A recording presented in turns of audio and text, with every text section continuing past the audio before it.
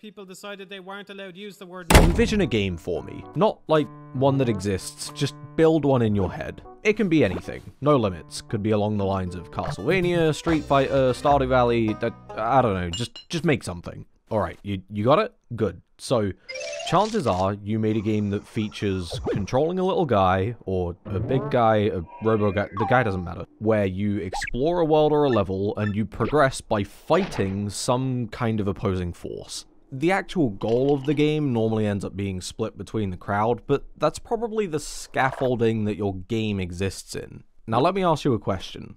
Why did you involve fighting? I ran this same experiment in hell, and of the 480 responses that I got, 65% of them involved combat as a part of their structure. There's a million different combinations of what games can be or what games can be about, yet if you have your feet deep in games, one of the features you expect out of them is a brawl, to the point where fighting is a consistent element of games. This is where I list 3 games that fit my theory well back to back, but there's just too many to show. If you're playing a game, you're probably in some kind of physical conflict. Not always, mind you. There are plenty of games out there that are great that don't involve throwing hands, with even more not really focusing on it and letting you forget that, oh, this is murder. It's consistent, not a constant. You don't have to worry about playing a rhythm game and also having to gun down Miku. But if we can make games without combat, why do we keep making games about combat?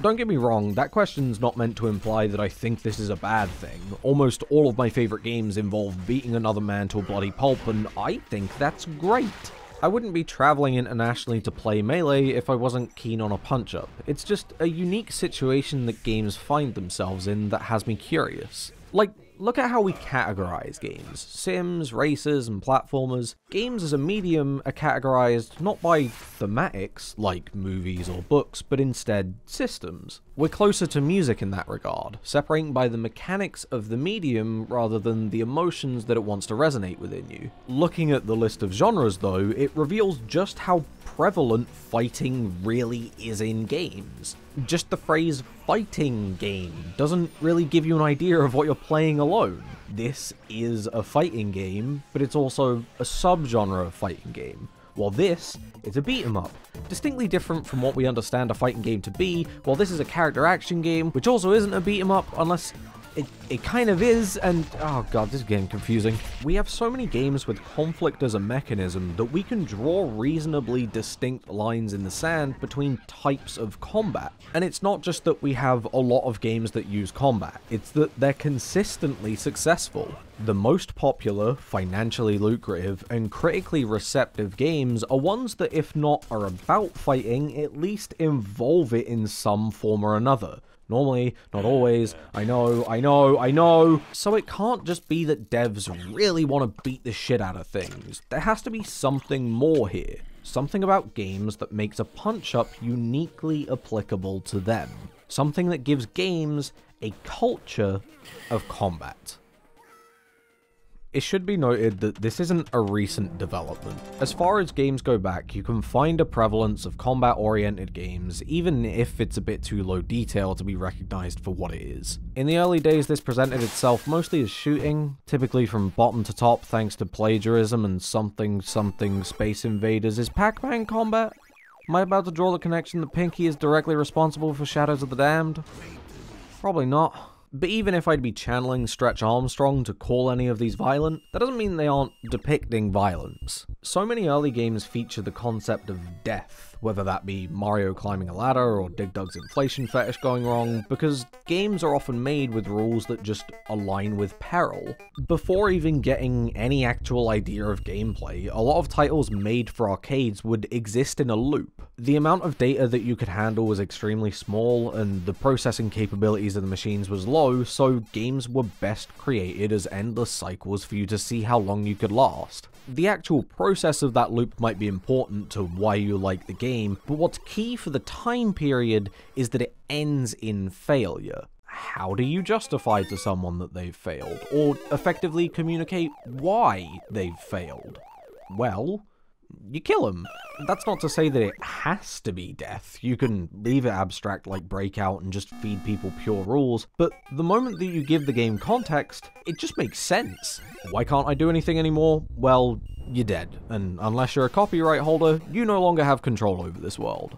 This interaction then goes on to contextualize other game elements. If they're killing you and you're able to impede their ability to kill you, you're fighting back. That's the case for a lot of old game systems, where the context could be anything, but the actions that it best aligns with is combat. It's two pieces of data where they travel towards each other in real time, maybe there's a third bit, ignore it for now, and if one of them touches the other, Object A becomes the small nation with oil to Object B's American military presence. Not inherently combat, but they don't exactly do drone strikes as an act of friendship. The thing is, the kind of fast reactive mechanics that were bred in an environment of limitation didn't get less entertaining as time went on. As hardware improved and games started to open up in their potential, this style of gameplay had more and more room to grow alongside new types of challenges. The mechanics of play were never succeeded, they just morphed and got more elaborate. So as hardware evolved, combat evolved. Again, and again, and again, and again, and again. Today you've got a mix of games where the systems use combat as its aesthetic glove, titles that develop combat and then construct a game around that system, and heroin for children, or as they know it, digital materialism. War has changed. But it also hasn't gone anywhere. A part of that is thanks to how structurally games continued to expand in their potential. A push and pull developed in game systems, where the game wants to return you to a fail state, like older titles, but the player isn't just surviving, they're striving towards a win condition. You want to finish the level, and the game wants to send you to the game over screen. This tug of war between you and what you're playing is incredibly important to why combat gets drawn in time and time again. With games primarily being designed around this two-way conflict, the systems built often reflect that conflict. That could manifest simply as winners and losers, but the types of challenges that best enhance the dynamic between the player and the game still make the most sense as combat. When games don't have a defined fail state, and in the process drop this relationship, suddenly brawling seems to fall away. Older ideas of puzzle games, like Tetris, that go by a fail state have given way to those of Infinifactory or Steven's Sausage Roll, with defined win conditions but failure only being defined by someone giving up. The thing is, when puzzle games do incorporate more definitive fail states, that's often contextualized as peril, which you communicate as danger, which suddenly turns into, yo, you better not get shot! At that point, you're knocking on combat's door, and suddenly you end your puzzle game with a boss fight and rocket launchers. Why does Portal have rocket launchers? This wasn't in Tetris! However, if you were to look outside of conventional game structure, looking at games that exist without the concept of winning or losing, you'll find games like Animal Crossing or Valhalla. These games are all interesting in their own right, yet very few can house combat. Not because they're games about farming or whatever, it's that without the concept of failure, a fight doesn't make sense. That's why if you look at Stardew Valley, which is a farming game that has fighting in it, it has to create a fail state, just so that it can facilitate the concept. Still though, just because you can fail doesn't mean you need to fight, which is reflected by the extremely wide variety of platformers out there. These also fit the structure of a failure and victory tug of war. The player wants to get to the end, and the level wants to, for lack of a better word, kill you. The challenges are created by making the environment either complex enough that you make misjudgments about your own movement, or by using environments that require precision from the player to traverse them correctly. This by itself is already an incredibly flexible system, and great at testing the player's dexterity, yet inside of it is a property that makes designing interesting scenarios a struggle. The player is always the one approaching failure. Not inherently a problem, but it limits how situations are paced. There's a lack of urgency when the player has all the control, letting them collect their thoughts and think in a more calculated, deliberate fashion. There are ways around this, like how Dust Force will put you in positions where you have to use the momentum from one movement to make the next movement, but not every game can or even should employ this type of scenario. A lot of the time, there's a value to bringing the fail state to the player and having them need to work around it. It makes them think and behave in a different, more immediate way that can make situations engaging. That can be done with a timer, or moving hazards, or the point of the video. That's the solution a lot of older NES-era platformers took. They might not be great as platformers, but by using basic fights to supplement the space, they made for an engaging set of challenges. Navigating the environment effectively, on top of recognizing when you need to slow down to take a fight or avoid danger, creates a set of layers to difficulty, giving even a simple game about physical spaces variety.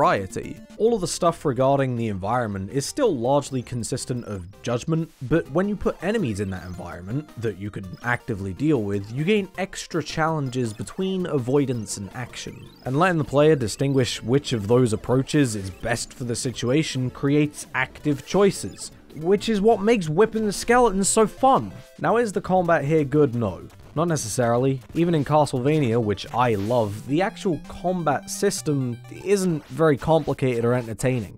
You use the whip, then you use the whip some more, then you whip some more things, maybe you use an item.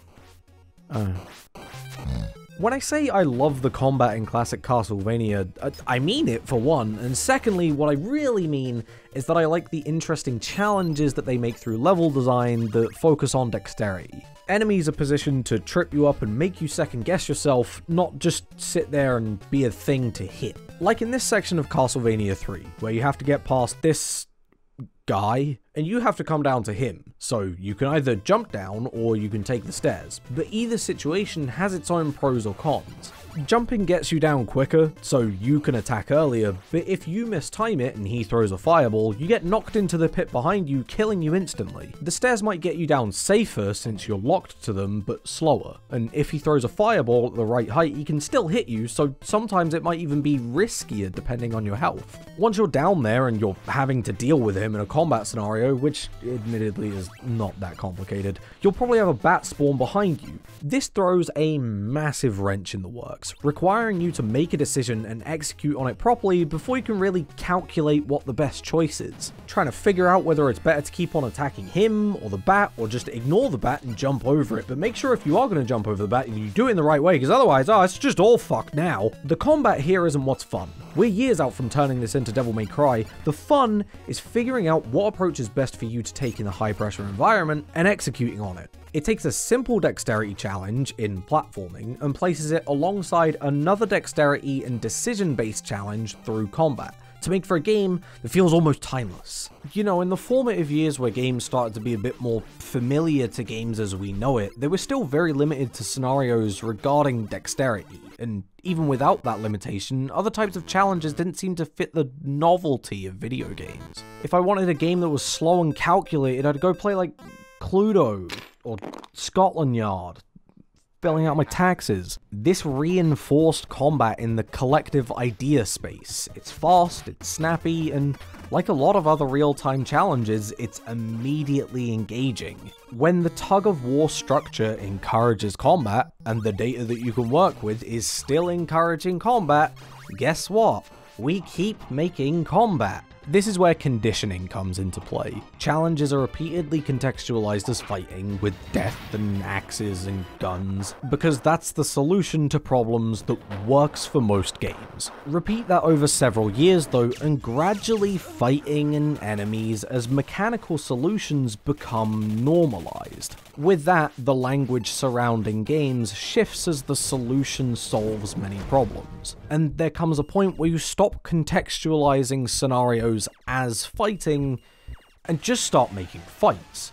As early as 1992, this was well underway, and although a lot of the highest grossing games before that point were racing games for some reason, video game history is weird, you could debate that this process was already occurring before that point. Games like River City Ransom or Streets of Rage weren't games where fights solve design problems, they're fights from the ground up. When we talk about combat in relation to modern game development, this is normally the type of game that we're talking about. A studio like Splash Damage isn't making games where combat just so happens to solve problems, they're making combat, to the point where they're discussing combat models rather than solutions to problems that fighting might solve. The reason they're able to do that though isn't because killing is fun, it's that a fight fundamentally holds a lot of the building blocks that games are already built on. The idea of a winner or a loser, a struggle between however many parties are involved, and definitive, clear goals. Reduce that guy to rubble before he reduces you to rubble. There's very little ambiguity in that rule set. What is great about this though is that once you let the perspective flip and just try to make an interesting fight without limitation, different kinds of challenges make sense on top of the same framework. You could and still can make games in the same vein as before, as seen by Contra or Metal Slug, but a fight is a flexible concept, where the mechanics that build this video's keyword can be anything. You can scale it up to the size of entire armies, and down to single one-on-one encounters, but there's still plenty of interesting challenges to be found in any of those processes.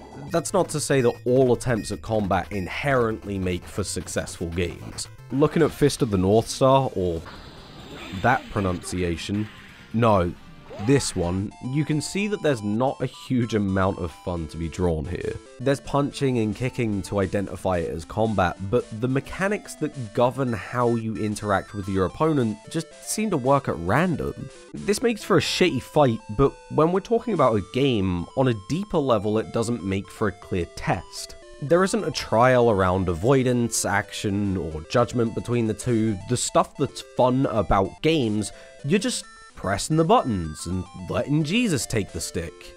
Also, universal negative edge charge fireball. Since there's no clear challenge, even if it has the structure that fits games, there isn't really a game built inside of it. Compare that to Street Fighter 2 and the difference is night and day, even if there's still flaws on display. Attacks have their own unique length with individual recovery timers and clear, consistent, mostly, outcomes when an attack collides with someone. It's still structurally the same, but with these seemingly small additions, the game is given a challenge. Now you're testing a player's reaction speed, decision making through move choice, and their ability to both avoid and take action to achieve victory. Maybe it's not a great set of challenges when it comes to the single player. Street Fighter is clearly designed as a multiplayer experience, in a single player environment it doesn't really work as well. But at least it has a challenge. Combat needs to be the medium by which you engage with an interesting trial, even if games are being designed from the ideas of combat first and challenges second. That's why Street Fighter and Doom and Starcraft and Advance Wars and Xcom, all of these games about combat with distinctly different ideas work as games. Fighting inspires the basis for interesting rules and scenarios to jump out from. Some are reflexive challenges that focus on fast thinking, some are trials based around planning and strategy, with many sitting somewhere in the middle, blending together different types of tasks to create a delicious gameplay smoothie. On the other hand, you've got games like Lisa or Fallout, The Legend of Zelda, games that aren't inherently focused on combat but still use it as a core part of telling a story. Now, game narratives still have a long way to go. For every 100 home fronts, you get one Spec Ops line, and then you show someone a genuinely well-written story and they go, "Ooh, art game." But one thing games are really good at is setting up a world. The gruel of the undead Berg, the bustling scale of Midgard, Skyrim's illustrious Skyrim, I don't know. Especially as 3D hit the mix, games had a unique opportunity to explore worlds and tell stories in a way that no other medium could. Lots of conventional stories spend a lot of time trying to allude to a larger world than they actually are, but in games you can just make a massive world. All of that implication regarding endless rolling hills or a complexly woven castle, instead of finding ways to imply that's reality, that can just be reality.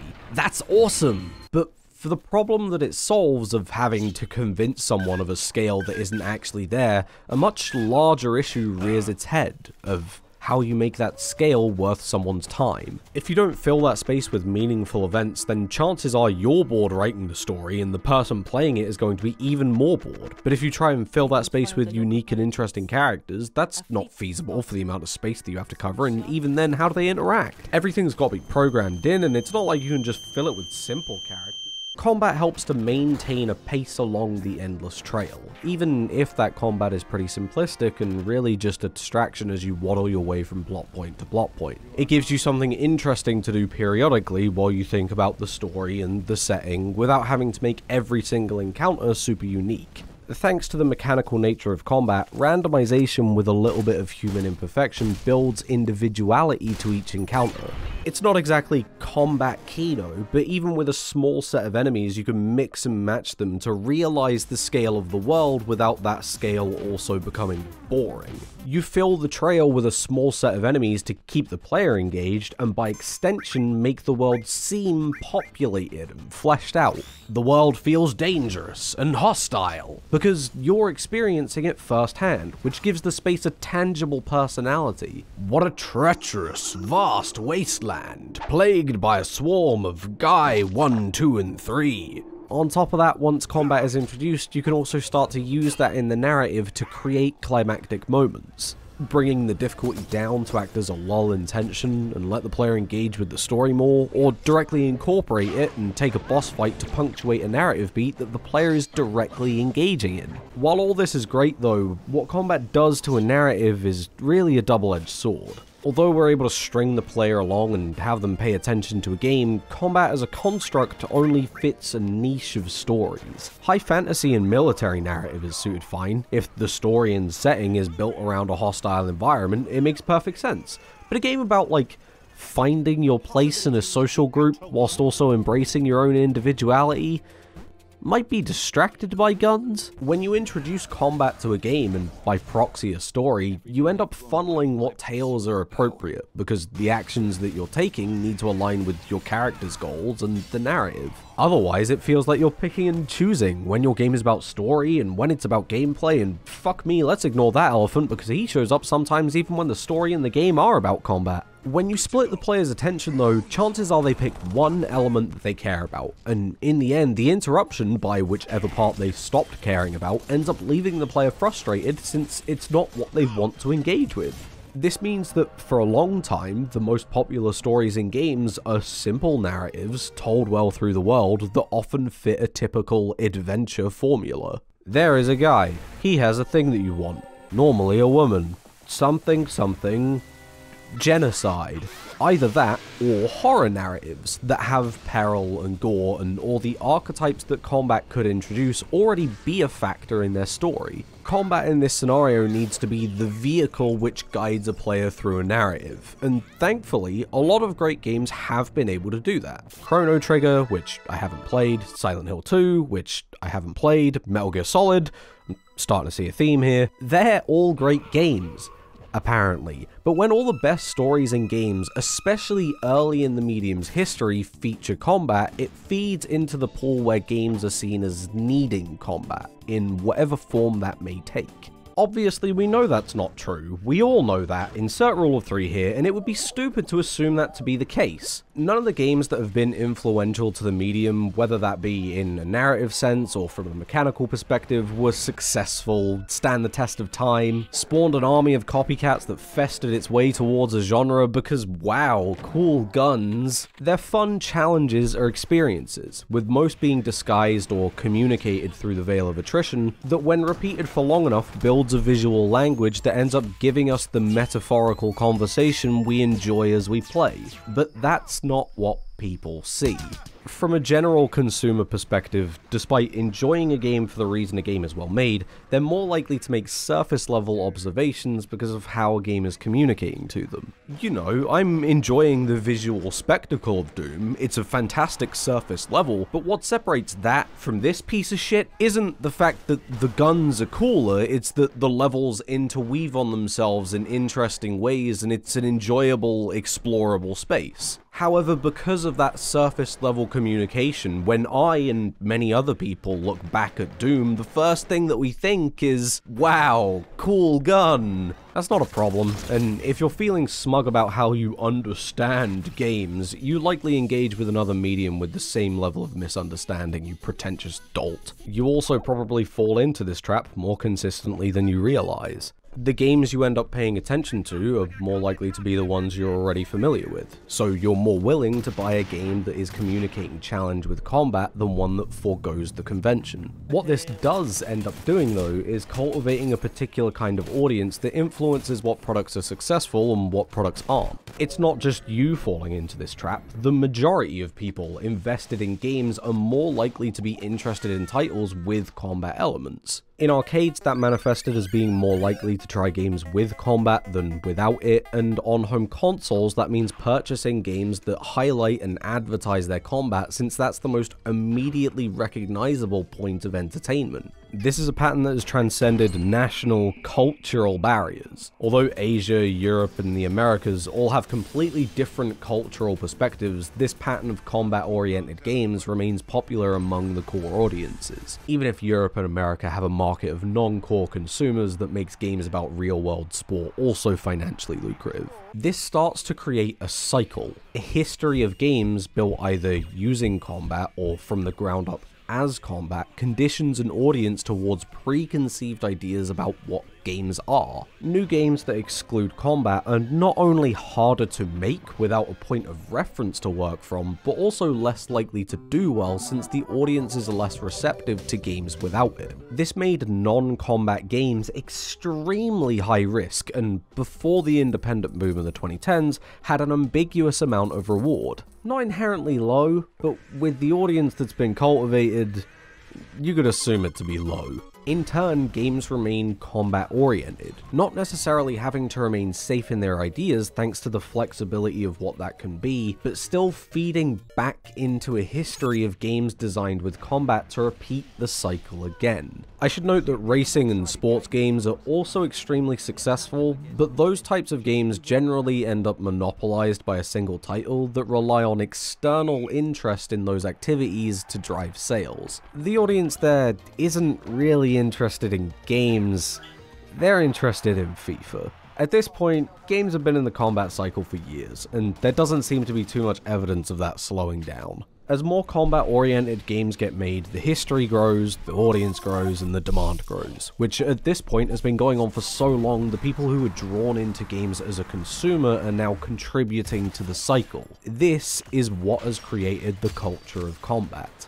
Games history starts at combat thanks to the context that fits an entertaining challenge within limitation. Those types of reactive challenges remained entertaining as new technology gets developed, leading to them being expanded upon instead of discarded. The context gets carried with it, and as games morph and have less limitations placed on them, context gradually starts to influence the game. This creates a history of games with combat to become the basis that more and more developers take inspiration from. Consumers, recognizing the visual language of games, associate combat with entertainment, making games about combat more financially secure than those without it, feeding into a cycle of market demand and financial aspiration that molds what gets made, what we end up viewing as games. Now, is that a good thing?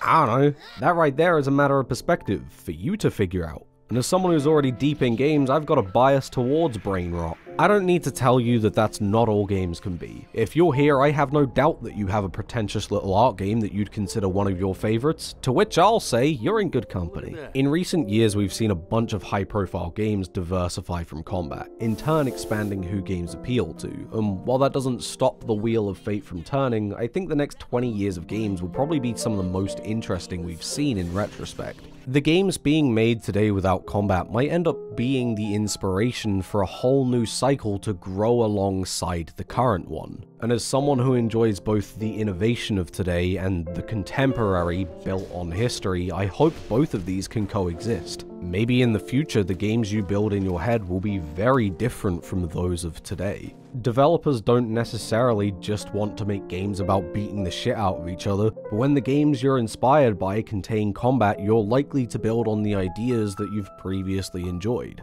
The reason your imaginary game likely contained fighting is not because games are inherently combat environments, but instead how history has impacted design trends. Further fueled by economic aspirations and audience expectations, developing the culture of combat that we associate with games. So actually, Pinky is responsible, the prick.